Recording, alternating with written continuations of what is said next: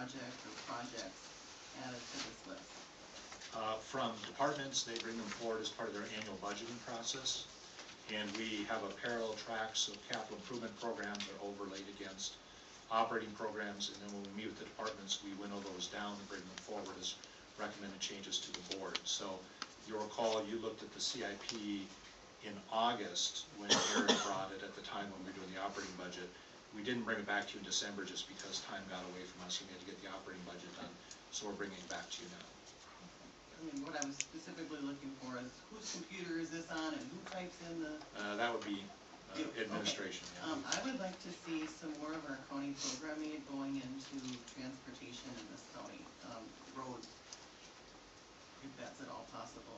Particularly if we are indicating we're not spending some of our county programming this year on other projects. I'd sure like to see it get spent because that's what our taxpayers hope for. And it's totally board discretion. I would just ask you what do you not want to do? You know, you're back to that trade-off issue. Right now, I can tell you that when we meet as staff, we try to balance all the needs. And so unless Joe's not being forthcoming, what he says is this is what I can live with, given the limitations, because he doesn't want to short other projects. And so we try to bring you a balanced capital improvement program. But it's clearly the board's discretion if you want to say, no, all the money goes for one thing, and we're not going to worry about the buildings or the vehicles. But right now we try to balance all those, and we do that through the budgeting process. What I heard in your summary though is that specifically the planning funds for the sheriff's office for the jail were not used in 2014. That is correct. And you indicated they would not be used this year. That would be a board decision to spend it. This is just the planning document, correct? So would this be, would it be a timely opportunity to reinvest those funds to something that's, you know, people drive on every day? Again, it's up to the board. What this is from a planning document is it's an indication, as my understanding is from this county board, that you've directed us to try to receive some state bonding funds to possibly consider purchase or building a new jail, law enforcement center. If that were to occur, you would have to undertake design work.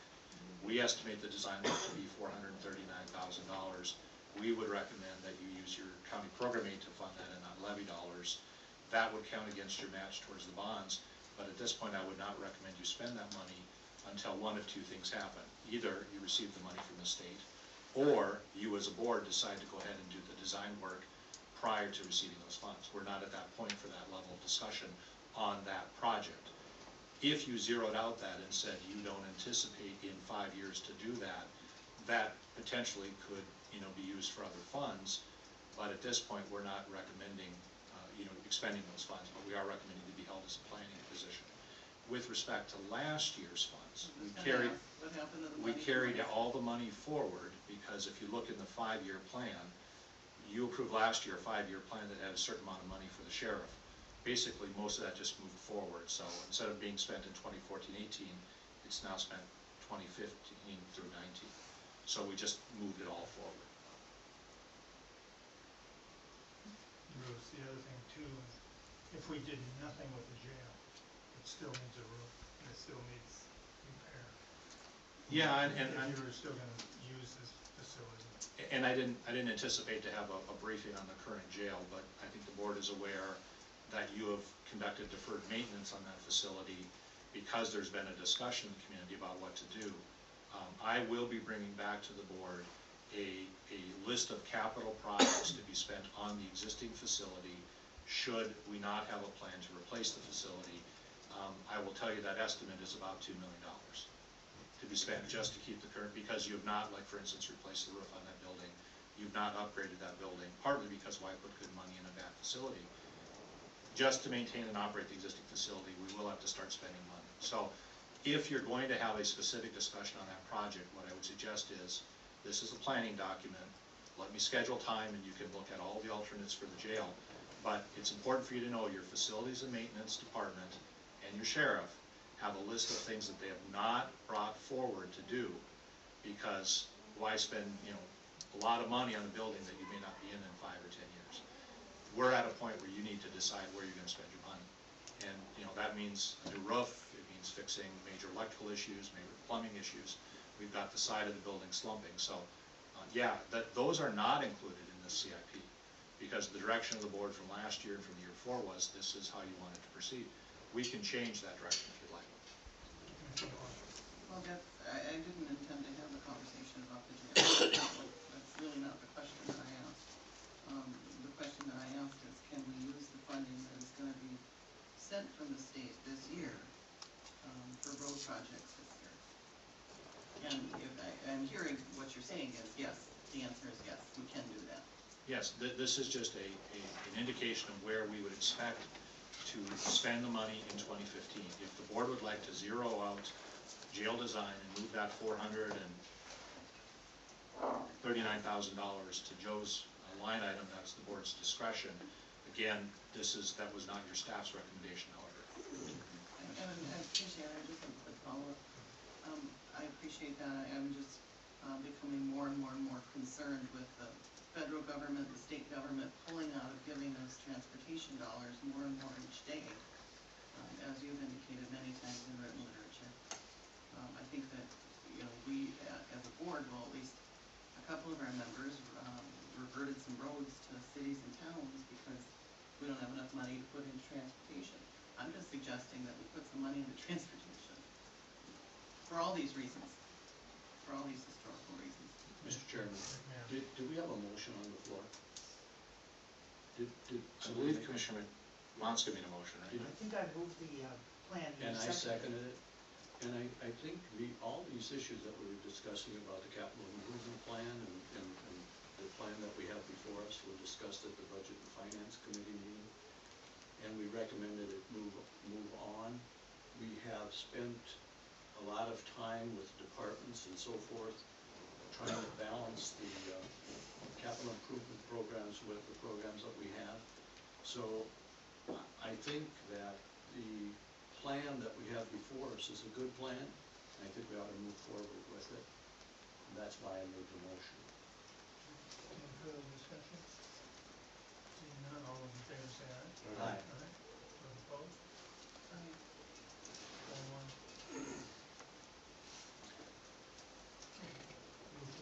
4-1. Moving on to item number 26, is if we could spend a little time talking about 2015 projects for the Government Center. And with the board permission, Andy Koshier is here from TKDA.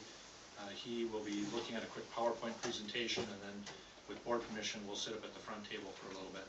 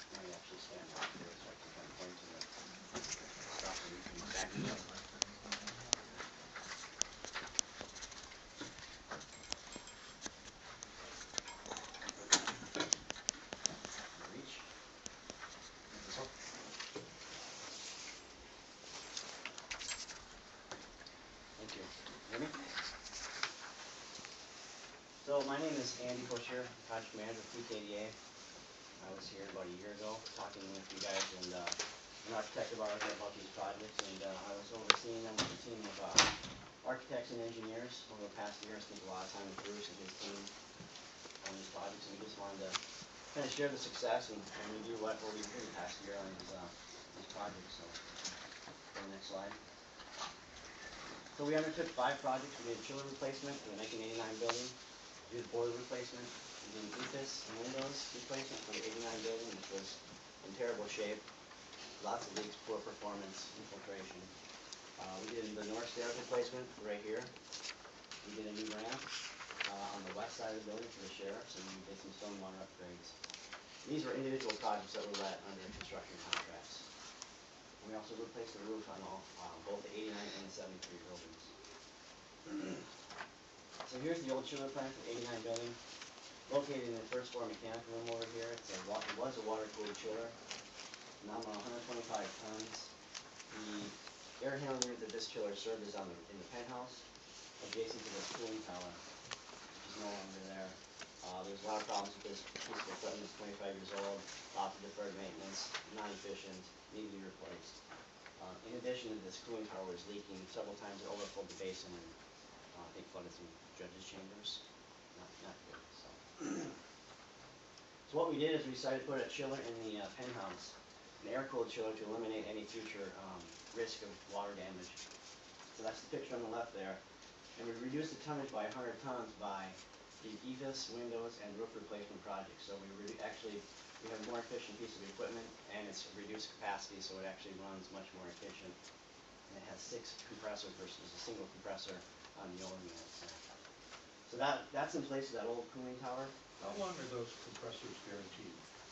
I believe we got a 5-year extended warranty on this new one. So, and they all went in at once, or did we? This unit here, this has 6 individual compressors on it, so if one fails, we still have 5 compressors. So it provides redundancy. So, and they would replace them? Yeah, if they under fail within warranty? 5 years, it was 3 to 5, I don't recall exactly, but yes, they would be under warranty. So if you recall from that previous picture, that cooling tower was sitting on this pad right here. So that's where the new cooling tower is, or chiller is. We brought it in through a louver that you can see on the right-hand side here. Right here. And this is the air-cooled condensing unit that serves that chiller. It's mounted on some steel members that actually stand between the 2 structures, the penthouse and the stairwell on the right that you can't see. So there's no roof penetrations for this platform. And then there's stairs and platforms to get up and down to the roof level. So, any questions on that project? That was actually done through a procurement package. We needed to procure the chiller in advance because of the construction window was pretty narrow and the lead time on the chiller. So we did two contracts with that one. This is the 1989 boiler plant located just down the hallway here. The old plant had 300,000 BTU per hour, 80% efficient, non-condensing, gas-fired boilers. And in fact, that old boiler plant had enough capacity to serve the entire campus. We discovered that through a load analysis. So we replaced that system with a new system, as you see on the right, on the existing pad. 1 million BTU per hour input, condensing hot water, gas-fired boilers, with enough capacity to serve the entire campus. So this is phase 1 of 2 projects. The second phase will interconnect the existing 1973 building to serve from this boiler plant. So we're going to essentially get rid of 2 boiler plants. We're going to make 1 plant. We'll have redundancy, so if we lose one of these boilers, we still have enough capacity to serve the entire campus here. These are photos of the exterior of the building, the old ethos system. Ethos is an exterior insulation finishing system that was popular back in the 80s. This system was not installed properly. There was lots of problems with leakage. There was no counter flashing put around the windows, so we had water coming in through the windows. We had issues up on the roof, on the parapets as well. We had lots of issues. So this is just pictures of the south wall and the west wall. Windows were replaced and ethos completely tore off. I don't know if you saw, but there was scaffolding around the building all summer, and that's what that was all about. So, I don't know if you saw on the top there, but that system had roughly an R value of 9. And this new system, yeah. Okay. So another picture here, the picture on the right is the discharge, the old penthouse discharge for the cooling tower. You see we got moss growing on the roof and on the louvers. That's all replaced now. That ethos system is all replaced as well. So that's just the old system. There's the north wall as well, so that's all new. New windows, new ethos now. So this new system that's designed and installed had an R value of 24. The left photo there is the south wall. All new ethos from the windows up, the light tan and the green. There's new coping on the cap, metal flashing as well. It's tough to see, we didn't get great pictures during the summer. We were usually looking at what things that weren't going well, we took pictures of those, not things that looked great, so. West wall here on the right, the windows look dirty, they're not clean yet, but I believe those are the new windows. You can see that white strip there, that's the tape on the counter flashing to protect it while they're doing the work. So we go to the next photo. This is actually not, I caught this on my way up here, these are not the new e-system windows, so we can skip that, those are actually old stuff, so. It seems to be working great, windows are, they're low E, double pane. Again, we went from a 9, RV of 9 to a 24 on the walls, so that's really what helped drive down the chiller size and save money, improve that system, so. This north stair, which is right outside the window here, was replaced. You can see on the left there was a lot of issues with the stairs. I think it was patched several times over the course of its year. The railing was coming apart, it was pretty corroded. So we demolished the stairs completely and we started over. So with the new stairs on the left there, that's the pour. Actually, there's a snow melt system installed, 30% glycol loop tied into the new boiler plant. You can see the red piping on the bottom. There's actually embedded piping in the stairs, but you just can't see that right now. And the picture on the right is a picture of the new stairs and railing, and you can see there's no snow on the slab because the snow melt system's working. So the team on New Year's Day from Bruce.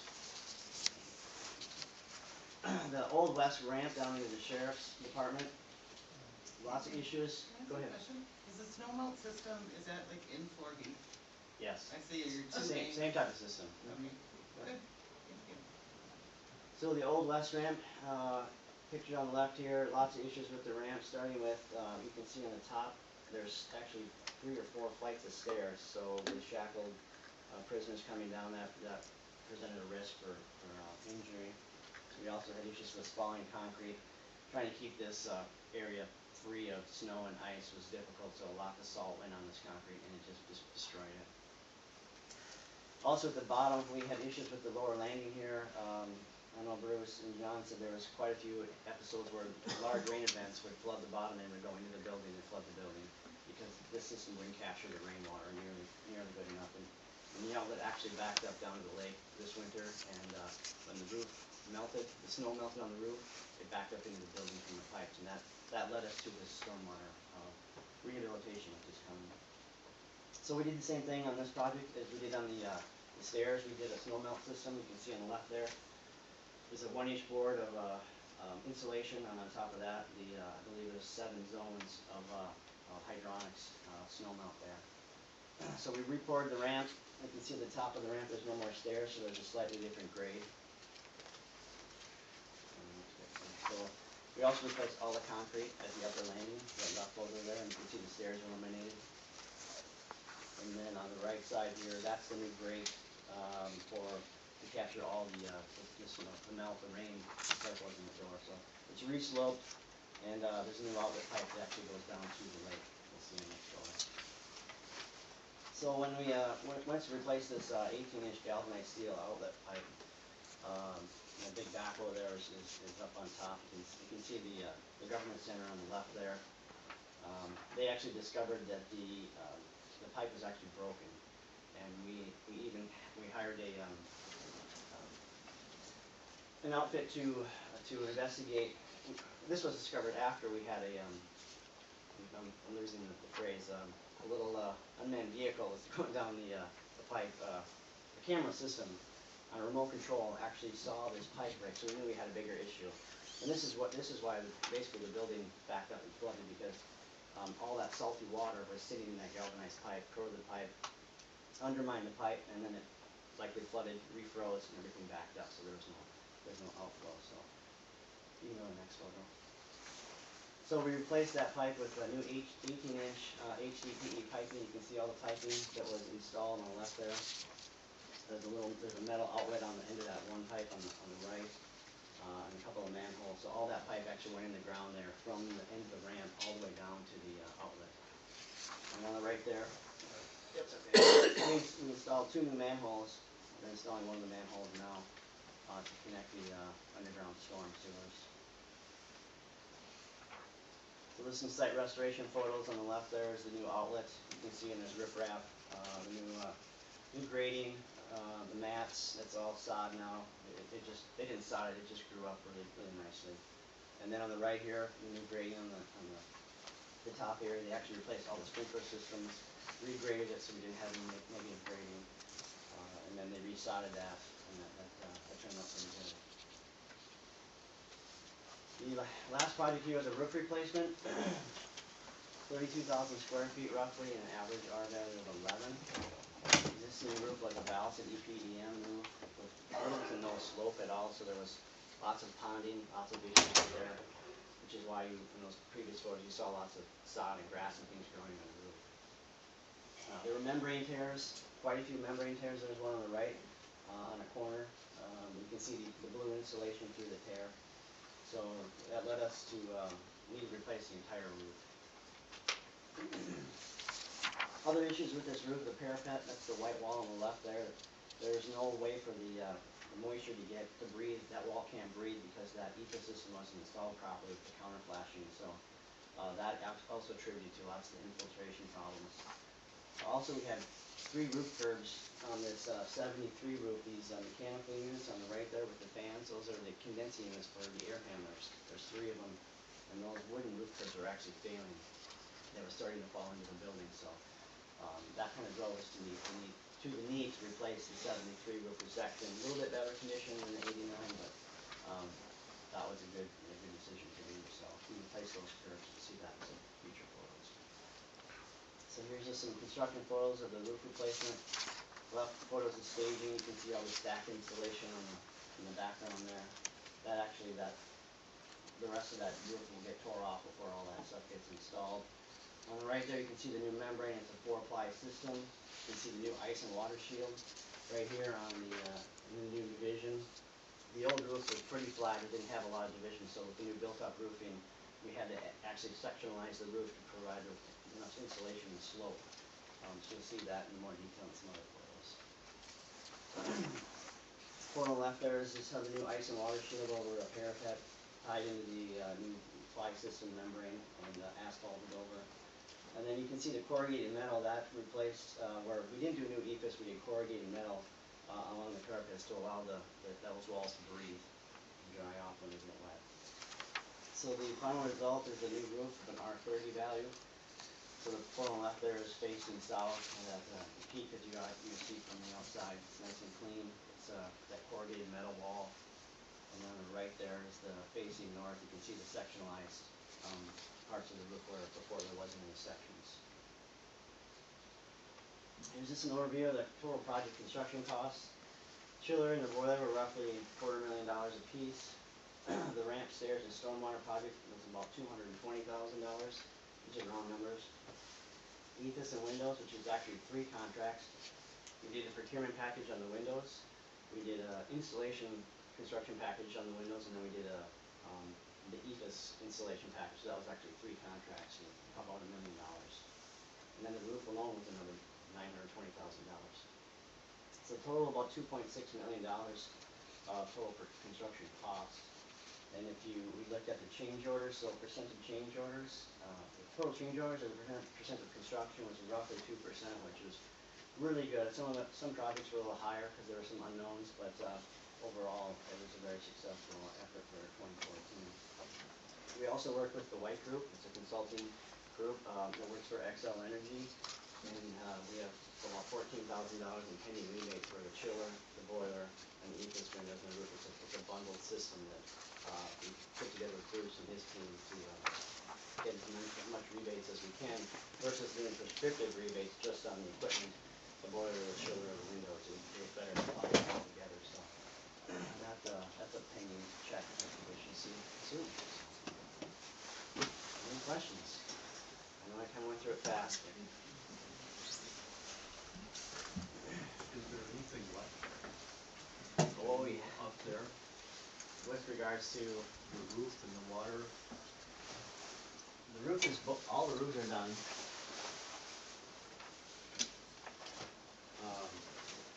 The 73 building, we still have windows, EPIS to do.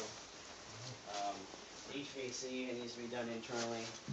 But really the major mechanical equipment's been replaced with with the exception of the 73 building HVAC and the 89 air handler, which is sufficient issues. We captured, I think, quite a bit of the major problems. So did anything turn out not quite the way you wanted it on the project? Is there something that didn't work quite the way you wished? Or is it all good? No, there was definitely challenges. The devil's in the details with these systems and their interfaces, especially when it comes to Windows and EFIS and how you tie those 2 points together. And division of labor was a challenge, you know, and how far you can bring the EFIS down, where is the counterflashing going to end up? Those kinds of details were really challenging. So if we could have done it, you know, if we could dial the clock back, we would have probably focused on that a little bit better. Thank you. I have a follow-up for my question about the snow melt. That obviously is a hot water pump system. 30% glycol. Did you need to buy a new water heater? No, we tied into the existing plant. We actually charged the current system with 30% glycol solution. So actually, as part of that project, I didn't tell you, we added a heating coil in the 1989 building air handler, which there wasn't one before. It was cooling only, so it was a big challenge for the facilities team to control the temperature. Because previously, they didn't have enough glycol in the system in their heating coil. The heating coil burst, so they took it out and never put one back. Well, now there's a heating coil in there and has glycol in it, 30% glycol solution. So we were able to use the new boilers to tie it all together. Any further questions? So there you see the good use of our capital improvement dollars. Yeah, the corner of the building where, in the lake, if we wouldn't found this broken pipe. So it's fortunately that we found it. Yeah, it was a discovery that nobody knew about, but they knew because the pipe had backed up during the thaw. We knew something was wrong. Mr. Chair, I want to turn back to Commissioner Robinson's question. Obviously, they're all the dirty laundry tonight, but I'll give you a couple examples of things that really surprised us. One was on the ramp over by the sheriff's entrance. Nobody expected that the amount of salt damage would have damaged the ramp, but it actually damaged the bricks and the foundation of the building. So we had a very significant change order where we had to go in and actually repair the foundation of the building. And so now when you walk that ramp, you'll notice there's a little bevel put on both sides, so that hopefully we won't get water, and hopefully when people fall on salt there, that will start seeping down again and starting to erode the foundation of that building. But we actually saw holes. It was corroded, yeah, it was really. Yeah, just the actual brick of the building, or the brick that was. The mortar. The mortar, The yeah. block. We actually ended up tuck pointing that whole wall there on the building. And that was something we didn't expect to do. The other one that was very, very surprising for us, I think I shared it with you, is there's, I won't get the name right very well, but basically it's a hidden condition. When the 89 building was built, there was an assumption that the steel studs were put in place and the windows were framed in and the windows were put in place. But the actual windows, which were replaced size for size with the same window, actually the same manufacturer, what we didn't realize is that they had been shimmed in to a much greater extent in the original 89 building than anybody would have expected. So when we came to do it, we had to readjust all of those shims to fit the exterior ethos, and that was a surprise to us, and had to do some field modifications. And I think you probably all heard the rumor mill was great, that we were all 2 inches too short on all the windows. And for about 2 days, we wondered what would happen until we figured it out. It was quite an endeavor. Got any more war stories? Sure. Yeah, we could be here all night. So, first of all, I want to go back to Commissioner Dean's question. We're basically at closeout with all the 2014 projects. If you recall, early January, we did a short extension to Andy's contract so he could wrap those out because they went further. I want to publicly thank Andy and his staff for the incredible amount of professionalism that they brought to these projects. There's absolutely no way your staff could have undertaken $2.5 million worth of work without the incredible professional leadership of TKDA. Only 2% change order. Yeah, not bad. That's good. So, looking forward to 2015, and what I wanted to do a little bit on item 26 is just want to make sure that I totally understand board direction, because you give it to me, but I want to just note it for this. What we have is, what I brought to you and what you said is go ahead and proceed with is the listing on the RBA, and they include the following projects for 2015. The 1973 boiler interconnect piping. If you recall, what you did is you agreed with TKDA that we should replace the 89 boiler system and abandon the 1973 boiler system and interconnect those. So this summer would be the abandonment of the 73 system and the interconnection of those. So that's a major project that we would be undertaking this year. The 89 system then will run both buildings, which is pretty neat, and they'll be totally interconnected. I'll let Andy go through it in greater detail. Second was, we had scheduled to replace this window system behind you on this entire 73 building all the way up. And that, again, is a 73 window system. We had a window break this year in the auditor's office, and we learned real quickly that that glass is not tempered in any way. It's the old style glass, so it comes out in big sheets. Put a bulletproof glass in. Yeah, it's pretty intense. So that curtain wall system is going to be very, very significant, but that would basically seal up basically the greatest exposed section of this dual building complex right now. Repointing the 73 exterior walls, I'm sure you saw in some of the pictures how stained and dirty some of the bricks are. That's a fairly self-contained project, but one that's on our list. We were, and are still planning at least to do the design work on the major parking lot and to price that out. As you know, we did the east lot a couple of years ago. We still have the south lot to get up to standard. The 73 building then was to take a look at the air handling units, the air condensing units, which you saw pictures of, the pneumatic and fire control systems. In particular, the board had already said go ahead and replace the existing firewalls with sprinkler systems. And as part of that, we may have to do possible upgrading to the elevator in the 73 building. We're not sure yet. And then for the fact that we're doing all of that major work gives us a chance to do the coverings or the skin on the interior. And what I mean by skin is carpeting, ceiling and lighting, wall coverings, not furniture and fixtures in particular, and not moving a lot of walls per se. The difference would be on the first floor here, we would probably be looking at a fairly significant renovation of the boardroom, upgrading its lights, its production cameras, its audio system, and then because of the amount of disruption over in the facilities and maintenance area with the boiler system, probably a redesign of administration, mail room, copying room, and the facilities and maintenance room. On the second and third floors, we'd be looking more at that skinny work, so carpeting, ceiling, wall coverings. Dennis and Lee are going to look a little bit at maybe some minor, modest office realignments, things like that. And Janet will do the same on her floor. And then finally, as you noted, the major work here in the boardroom area. I'm going to let Andy go through it in greater detail, but what I shared with you in my memo that I got from the Finance Committee is there's a significant amount of money laid out in the CIP, which you now approve, to do those projects, and you can see the projects listing and the amounts. Now, a lot of those were not originally listed in 2015, so what Dennis and I will do is work on a cash flow into those to advance those projects if we're going to in fact undertake those all in the next year, year and a half. The good news is we're not under quite the incredible schedule that we were, because we had to get the cooling done before we needed the cooling, and we had to get the heating done before we needed the heating. We're not under quite an intense effort this year because we're interconnecting the heating systems during the summer, and we're not messing too much with any of the cooling systems. So we've got a little more flexibility on that as far as scheduling that And pacing. we had to match windows with the original supplier on the 89 building, so there was a long lead time on that. We don't have that issue here, so. And of course, then the other thing is we have the experience that we've gone through with these these systems.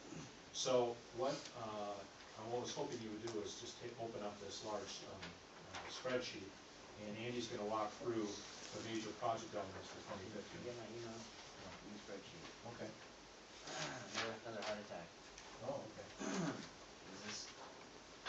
This row We need was, to do a spreadsheet. I have it here, this row, we did some down, so DJ coffee, break in my things.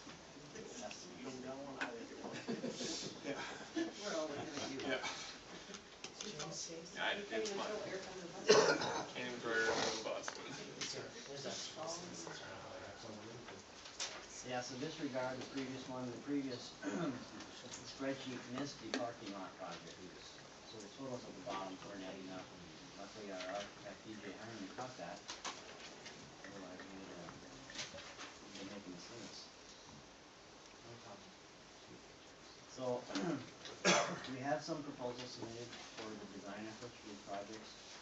The yellow boxes are stuff that we just estimated based on what we know as architects and engineers. For construction costs, and for some of the big EPA fees, because we're not really certain how much, construction we're gonna do until we get through some of the design efforts. But we want to prepare something for Bruce and for you guys to review, so you know rough order of magnitude, what kind of costs we're talking about. So the first project there, the 73 building curtain wall, that would be until replacing all the windows and the exterior EVIS type system on the 73 building. That project would be a design February, March, roughly, dated April, and a summer construction project. Estimated construction cost is roughly $440,000. I included a contingency column for construction, as I typically do on projects, so normally contingency of 5%. Is not unusual. Also, there's oftentimes additional testing and service costs or fees outside of ours that are sometimes required for these types of projects. So, looking at roughly a $540,000 project ballpark. The window lead time on these windows, DJ is telling me it's 8 to 10 weeks, so we don't typically need this procurement package in advance. So we can review that when we get into this a little bit more. Any questions on that project? The next project down is parking lot reconstruction. That's primarily it's the main parking lot that surrounds the white building there, I don't know what you call that building, the residential building. Oh, jail administration. Jail administration. And the design would assume that building would go away, would be demolished, and that space would be used for parking spaces. And then the entire lot would be relayed out to maximize the use of the lot, restripe, new security, new lighting, and also resurfacing of the north parking lot and the visitor parking area. So that project schedule follows a similar track as all these really do. It's the spring design, winter design, spring bid, and then moving to construction in the summertime. So that total cost is in $500,000 range as well. Now that one would be pretty easy for us to break out in smaller projects, because we got the building that we're looking at. Maybe we don't get rid of the building, maybe we keep it, we just maximize and resurface the lot as it is. And we've got the two other lots that we could, submit as alternate deducts to design something that you guys can afford. I'm hearing this for the first time. I thought we had discussions at the board level about selling that property. Different property. This is the little white jail administration house right in the middle of the parking lot, not the one by the jail. You're thinking about the jail's Okay. sheriff's office. You're right, The sheriff's you're right. So there's a lot of flexibility with what gets constructed, so that the construction costs it's very variable there, but that would be a nice project where you can break it up into small pieces and phase it as well. The next block of projects that says 2015 Government Center renovations, that's primarily for the 1973 building alone. The first part of that would be interior design standards effort with our architectural and planning group. So it would be building line plan for furniture, fixtures, signage, colors, and finishes. And that effort it's just a design effort. The construction costs and plans would follow down into the 73 building renovations line below. So that effort would take place in parallel and is advanced at times of the building renovation design. So DJ and his group estimate that to be roughly $63,000 effort for full planning and design for the interior design standards. Any questions on that? Okay. 73 building renovations, that's where we're sitting now, the entire renovation of this floor. new space programming, remodeling, finishing upgrades, the lighting, HVAC, replace the air handlers for all 3 floors. Those 3 continuous units that you saw on the roof, those would all be replaced. All that equipment's original to the building. It needs to be replaced, it's inefficient, in comparison to modern equipment. It's troublesome, it's been patched together. I know from talking to maintenance staff, there's different types of systems. The air handlers are cooling only, there's no heating, so it's difficult to control space temperature. And then there's no sprinkler system, you have the fire doors. So getting rid of the sprinkler system, adding a sprinkler system will actually reduce the ductwork cost for mechanical systems because it eliminates lots of the fire, fire dampers that are required when you're going through egress routes and corridors. So that track, project schedule is similar. It's a spring design and spring bid, summer construction. It could be phased in multiple floors. Bruce and I usually have discussions about doing 1 floor at a time, because you have to move so many people out. You can't just take the entire building over and remove people from the building. So we are not yet prepared to talk about the phasing, but we assume it happens per floor, not the entire building at once. So we have a line here for design fees. The bid and CAPs are just an estimate. Construction costs looks like right around $1 million roughly. And straight down below that is a breakdown for construction costs by systems, you could say, wall finishes, floor finishes, ceilings, etc. It just shows you how we came up with that estimate without having any preliminary design thought into it. Owner contingencies carried through there, and there's also probably a significant amount of audio visual equipment that would be required for upgrading the boiler. And we estimate that at now $50,000. It's just a plug number. We don't have a firm quote on that yet, but that's what that will cost. So it's about a $1.2 million project. And the last one there is the boiler plant interconnect. Like Bruce was saying, we would fully demolish the 89 building mechanical room, boiler room, gut it, and repurpose it for something else, probably for maintenance, either storage or offices, and then interconnect to the new 89 building boilers that we just installed this year. So there's not a whole lot of design effort there. It's piping, it's demolition, so we have some design fees for that, $20,000, and just an estimated bid and construction administration cost. Nominal $100,000 construction cost is estimated for a total of about $145,000 project. So those 3 pieces of this 2015 government center renovations proposals is actually in the draft stapled to your spreadsheet. Behind your spreadsheet there's a draft proposal if you want to see details of the design effort for each one of those projects. I won't go into that unless anyone wants to dive into the details, but So a couple of staging or conceptual things.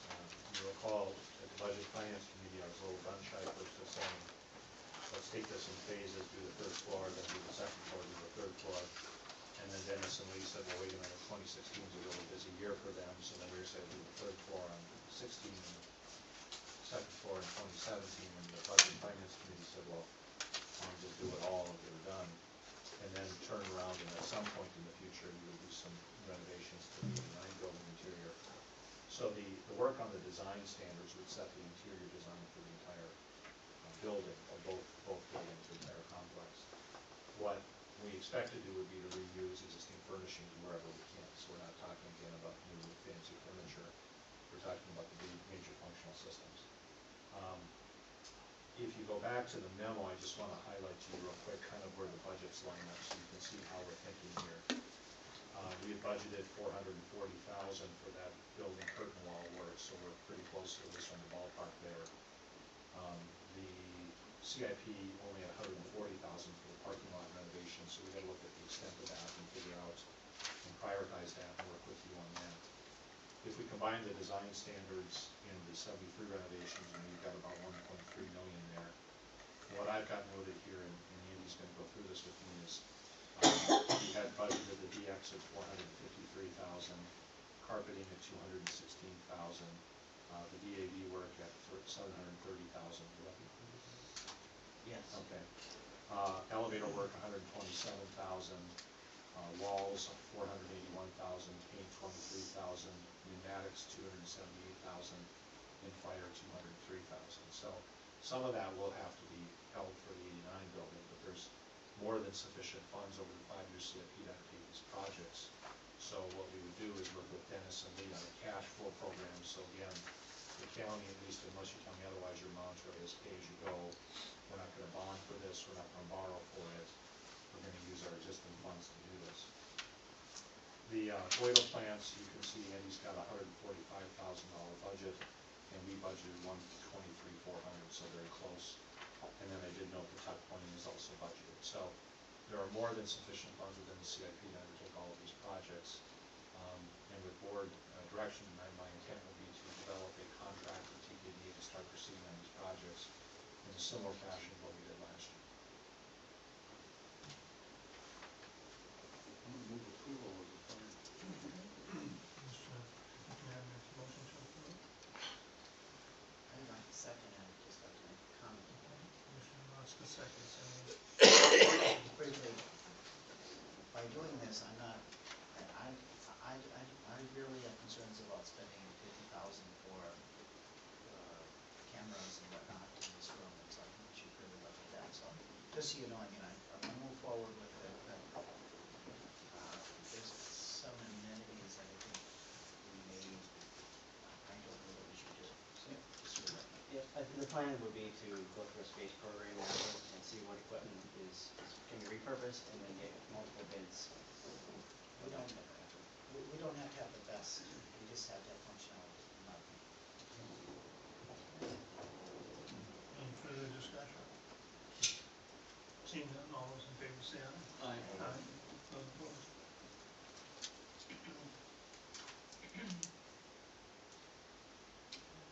Thank you very, very much. Andy, thanks for coming on. The reason I asked about the compressors is that I just went through a building in Cleveland, and the compressors, the 6 compressors, 2 of them went out. And Dell had all the time for warranty on them, so I want to make sure that they're warranted. That's very expensive. They are very expensive, and you're almost looking at buying new equipment for that. Buying new equipment, no, Moving on to item number 27. Thank you, Andy. Good work. Just a couple of correspondence pieces I included for the board tonight. First of all, came in late, but a very nice study. We always hear about Chisago County and the high cost of living here. It was nice to see the low cost of living here, and I thought I would share it with you. So this includes the lowest top 10 places in Minnesota for closing costs. And lo and behold, Chisago County is the lowest in the state for closing costs. That was a nice piece of news. I passed it on to Nancy Hoffman. I thought she could use it some for marketing. Maybe Kurt will give us more money if we keep doing that. Second of all, there was a very nice article about Washington County dealing with some use of the internet and electronic media, and I thought it would be good reading for you. Kurt also wanted the board to be aware of a notice of public hearing by the Public Utilities Commission, and this is regarding which project? The statewide Geronimo Energy Solar Project. So this would be the big one or the Aurora one? That's the Aurora project where there's 4 separate sites in Chisago County. So these are the small site meetings, and again, if you are interested in learning more, Kurt's available to do that. And then there's other correspondence which I included in item number 28, which, if the board is okay, we'll go to that one now. Item number 28 is a request for the board to just start thinking about legislative activities. We really don't have any specific actions. What I wanted to do is get to you in a formal fashion, since it's one of your committees to meet as a whole, and not necessarily review in great detail, but to discuss at least and have in your hands the key legislative pieces for counties. And so included in this correspondence are information about AMC related legislative priorities, NACO legislative priorities, and also some interesting news articles that came up, including NACO just put out State of the Union and things that the President talked about. What I would highlight for you are just a couple of things. Last year, we had taken positions, which I noted for you in RBA, of emphasizing several AMC-related legislative priorities, particularly transportation funding, administrative reforms in DHS, funding for community corrections and community, it's CPP, so community, can you help me out, Christine? Other probation, community probation partners.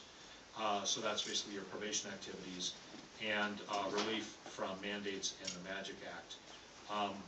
What I would note is this board took two specific positions in opposition of AMC. One was an AMC priority to allow counties to have the option of utilizing electronic media for official publications. This board took a position actually opposing that, and then took opposition with Kurt's leadership to AMC's priority relating to revising shoreline statutes under the concerns that state statutes might trump county statutes, in our case, which were more stringent than what we thought the statewide mandates might be.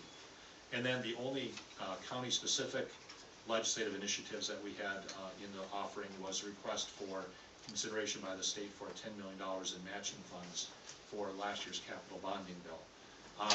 So, in looking at this year, I have not highlighted any specific NACO priorities for you, but I thought you might want to go through those on your own. So far, what staff has noted on AMC legislative priority issues are, Joe would like to know that he really thinks we have to push hard for transportation funding through AMC again. Amy would really like us to push and continue to push with AMC the attempt to get up to 50% funding for probation. Right now we're down to, I think it's 30%. And Kurt has, if you look through your list, did you have any in particular? I forget yours, you emailed them late today, so do you want to? Again, shoreline related and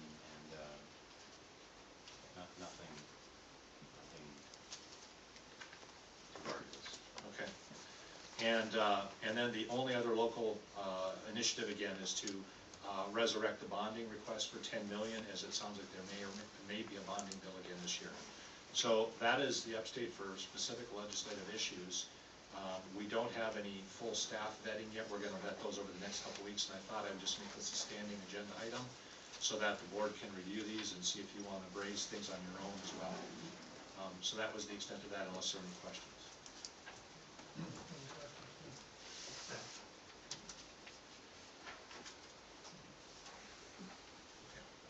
So with that, if we want to move to, you want me to do my report next? Yep. Gotta find my notes real quick.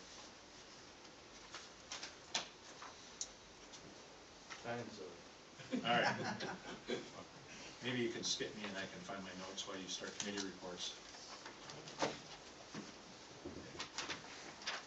Well, sure, I could do the first, I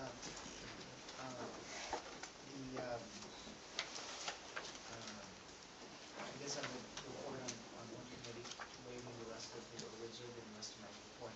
That'd be the jail and the justice center, or jail committee, met, and so I'd like to report on that meeting. There were a number of options that the committee is trying to research. There is not a recommendation yet for this board. We received information on and did some work on the issue of turning the jail intentionally turning it into a 90-day holding cell. We will present information on that. I don't know that we're not ready to report on it. I would just comment that that is problematic, and we'll be giving some information on that. It's expensive to do. We looked at maintaining or upgrading the current facility, and that was done, I thought, a lot of due diligence by staff to recommend doing that, and there is going to be information that we're going to be forwarding on that. Upgrading the current facility is very difficult because of the size of the location. You could gain maybe 10 cells, but then you would lose approximately seven because of upgrades that you need to comply with the various requirements. It's something in that range, so it's a difficult situation, and you would have difficulty really improving the programmability of the cells. And as this board has often in the past looked at, we'll have empty cells in our jail, yet we'll have to outsource prisoners. And the question is why, and the reason is you, for programming reasons, you don't have the right mix of cells. And we looked at just keeping the jail or putting things off for 5 years, what would need to be done. It looks like there's going to need to be about $2 million repairs done. You know, formal report will be given later. I just want to alert you to, give you a sense of what's happening and what the committee worked on. And then to do a jail which had programming of up to 120 cells with a law enforcement center as well. It looks like that's someplace in the range of $20 million.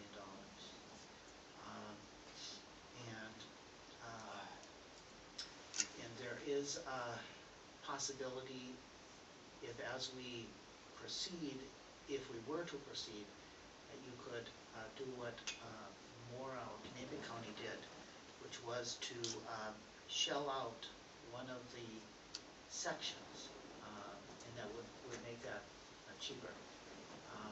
And it looks, once again, I just want to give you my, the committee is not ready to make a recommendation. The due diligence isn't done on the committee level. I just wanted to alert the board to, what information that we're working on.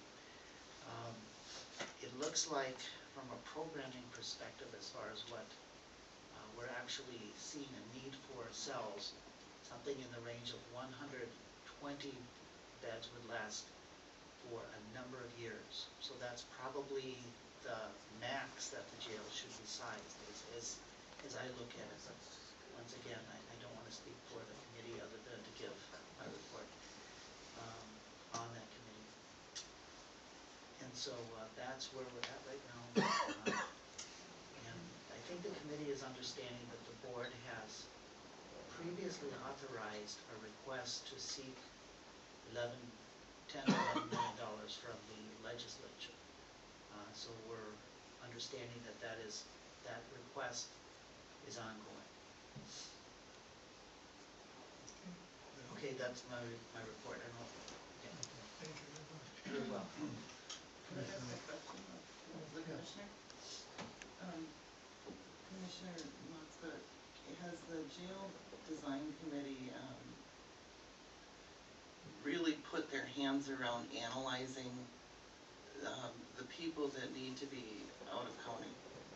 And by that I mean specifically, I'd appreciate a copy of the meeting minutes where the jail committee took these 30 people each month, and the analysis around the need comes from that group, because that's a group we can't serve. That's a group we keep hearing about, the out-of-county prices. The couple $100,000, that's spent. That's the motivation, and that's why we're having these discussions. I would sure appreciate a copy, and maybe the county administrator could get that for me, of the analysis that the sheriff's office has done around that. Specifically, are there 2 females that are sent out because they're female and we can't board them? Are they, inmates that are overly aggressive? Are there 10 inmates that are overly aggressive? I mean, it seems to me that we're not doing our due diligence if we don't take a look at those 10 aggressive people and say we need 10 aggressive cells. I mean, it's kind of elementary to me that we're planning for the people that we can't serve. Yeah, I think, today. if I could just jump in, I think, Sure.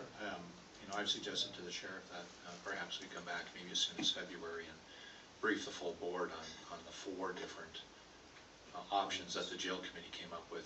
As you know, I took it as staff after you guys last year kind of said, we didn't get the bonding bill, okay, let's not do anything. We didn't spend any capital money last year, and so, I undertook the effort to look at the current facility and whether we could upgrade the current facility. So I'm kind of responsible for one of the options, but I think it'd be very good to have that conversation in full county and have Brandon come in and explain how that works.